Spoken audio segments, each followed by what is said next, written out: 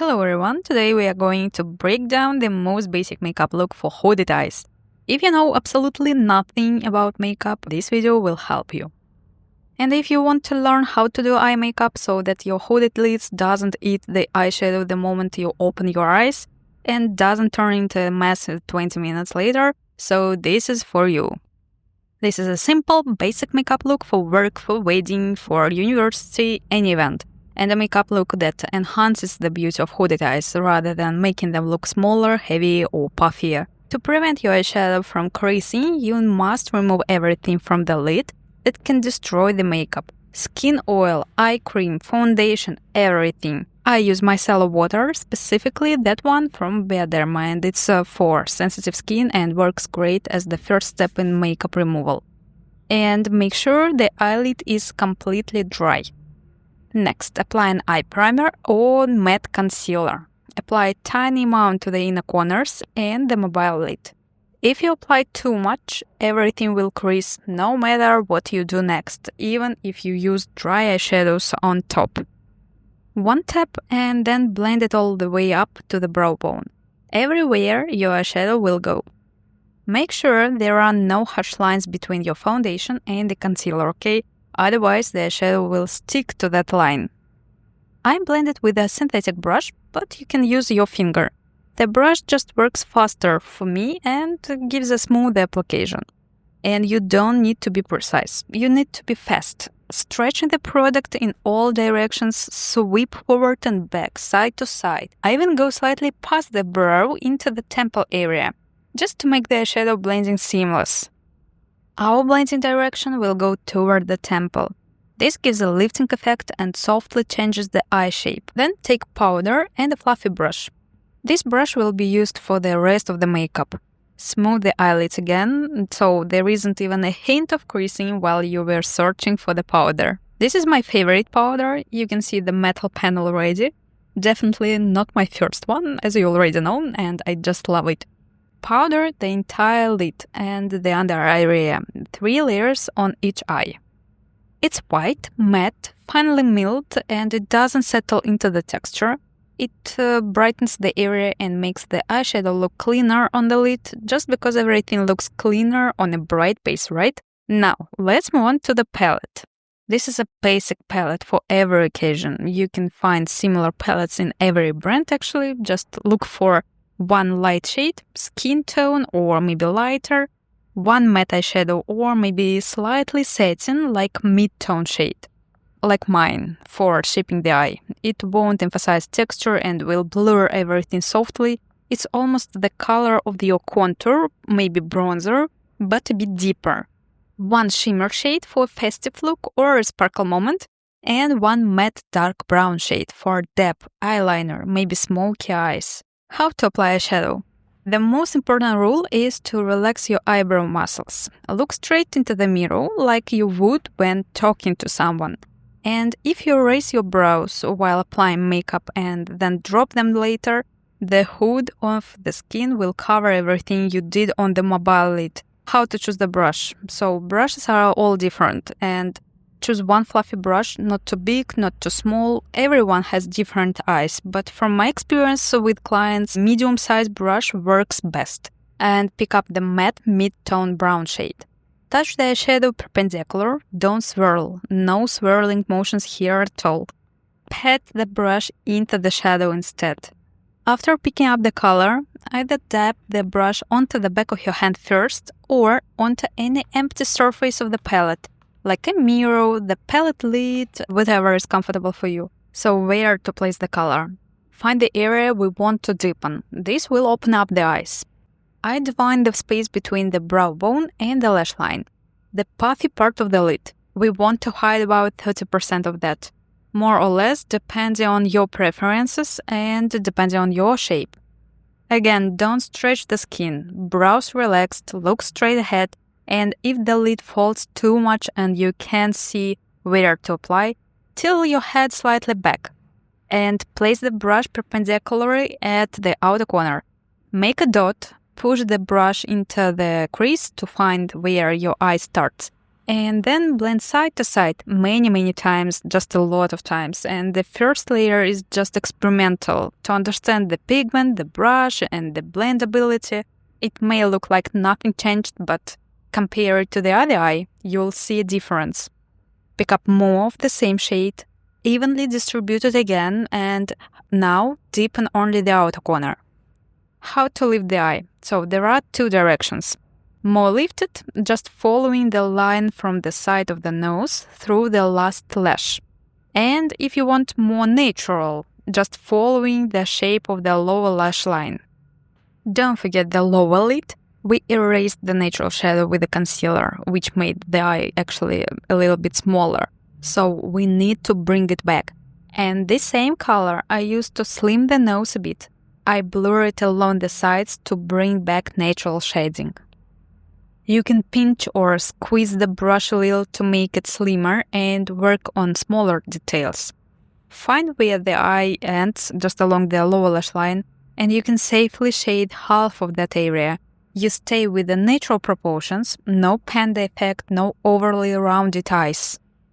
Close your eyes a bit. The part we didn't touch earlier is the mobile lid, and the part that moves and usually creases. And the area we applied shadows to is the non-mobile lid, so where we hide the hood. Okay, look down and blend once more to remove any lines or empty patches. The skin can fold like a pants if you press too hard with a brush. I just swipe it from side to side, that's it. And let's repeat everything on the other eye. This is the most important step. Dipping and shaping the eye. Sparkles are easy, anyone can apply them, but there are some tricks. But we will talk about it later. Hold the brush perpendicularly, push it into the lid, and the brush is big. Don't be afraid to get some color inside the socket. So we want that soft haze between the brow and the crease. I deepen the shade only twice. If you want a darker look, repeat the same step 3 or maybe 4 times. Just build up the coverage. Don't forget about the nose area. This space between the sides of the nose and the start of the mobile lid should always stay light. And then choose the direction of lifting. Lift it up or keep it horizontal. Move to the light satin shade. I'd called it ivory, not milky. And it doesn't make the makeup for the stage, it makes it natural. Press it onto the entire mobile lid. Don't swipe, just press, build up the coverage. I apply 3 layers, and this ensures nothing creases. I work in a veil technique. 3 layers for me feel like 1 for others, with a more hard pressure and strong hand. And we are adding light to the area covered by the hood when we look straight. And if the brown shade didn't blend perfectly, use the same ivory satin to soften the edges under the brow. Just avoid highlighters here. Compare 2 brushes, a small pencil brush and a blending brush. The pencil brush is for details, smudging liner, brightening the inner corners. And the next part of the video is just refinement. I could easily stop here and apply just mascara and that's it. But look at your childhood photos. I'm sure the inner corners of your eyes were brighter. That's natural light placement that makes us look fresh and young. So let's add brightness to the inner corners. Speaking of childhood photos, you'll also see a bright tip of the nose and brighter area between the brows. And let's add light there as well. Let's add more detail to that makeup. I like to deepen the intensity in the outer corners of the eyes. Take a small brush and pick up important matte brown eyeshadow, not shimmer, and place tiny dots in the outer corners. Just don't forget to press the shadow into the brush first, so it doesn't fall under the eyes. Place your pinky on your cheek for stability and pack the color into the outer corner. Do the same on the other side. Now clean your brush on your hand. This is gentle for the bristles. No need to rub it on a silicone mat. Your hand or tissue is enough. Remove all the pigment from the brush. Stretch the dot toward the lower lash line. Connect the upper lid with the lower lid. And blend it outwards in all directions, creating a V shape. Take a fluffy brush, clean it too, so almost nothing is on it. And soften the edges. I place my brush at a 45-degree angle to the skin, not perpendicular, see? I'm blending with the very edge of the bristles between the middle tone and the dark brown. You can deepen the color as much as you like, even to a very dark chocolate shade.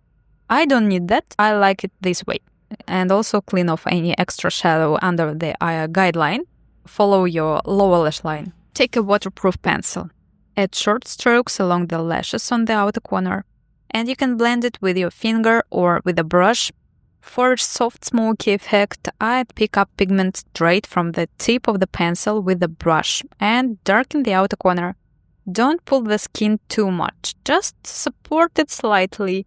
And if you have a lot of folds on that area, just stretch the skin, return it to its natural position, and then peg the color on the relaxed lid, the way it looks when you talk to people. I'll just hold the extra skin with my finger. So see this intensity? It will last long, and it's a gel pencil and it sets on its own. Now compare two eyes, so let's deepen the color on the other side. And you can do this only with a shadow or with a pencil. Two options, up to you. Choose whatever you prefer the most. And I like black only under the one condition, when I'm wearing black clothes. And don't draw a thick black liner along the entire lash line if you don't have a space above the lashes. And you'll cover the whole area with the black, and the eye will look smaller and the hooded lid heavier. So leave that little strip of the skin open, light. I actually like to do tight lining, deepening the roots of the lashes with black. And I've been wearing contact lenses since I was about 13 years old, maybe something around. And this technique works for me beautifully. But if your eyes are sensitive, you can simply apply mascara very close to the roots and get almost the same effect. The pencil must be waterproof. How to check it? So, if it's in a plastic case, it's a gel. It sets on its own. If it's in a wooden case, it's a wax and it never fully sets. It means to smudging or as a base under powdery shadows.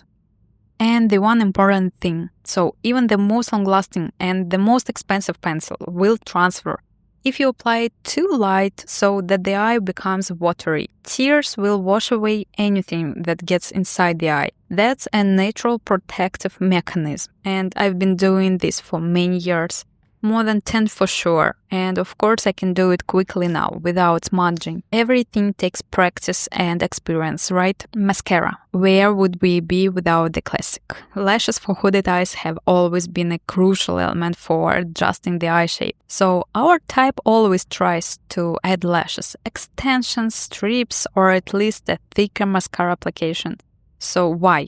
Because we can practically cover the hooded lid even if we don't wear eyeshadow daily.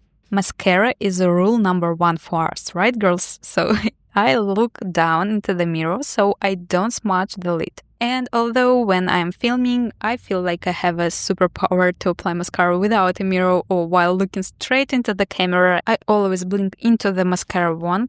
So it catches all the lashes. I layer mascara many times. I rarely apply it to the lower lashes. There is almost nothing to paint, but in the last few days they look like they have grown and the hair cycle hasn't reset yet and they didn't fall out. So let's paint them today too. This gives a gradient and opens the eyes. This is exactly how you can make your eyes look bigger, but the shape will immediately look more doll-like because we are rounded it. Now, how to apply glitter so it doesn't fall. Pick it up with your finger, press all the flakes onto the fingertip so nothing flies down. The coated lashes act like a shield, and they catch the fallout. Then take concealer or eye primer. A tiny drop. Apply it to the center of the lid and tap it in with a clean finger and smooth it out evenly and stick the glitter onto the layer. This tacky base is the best grip for glitter. Glitter particle slips easily off a silky satin shadow, so this way the color goes on dense even without gaps. That's the makeup we created. And that's it for today's look. Thank you for watching, and if you try this technique, let me know how it works for you. Practice makes all the difference, so be patient with yourself and enjoy the process. See you in the next video. Bye!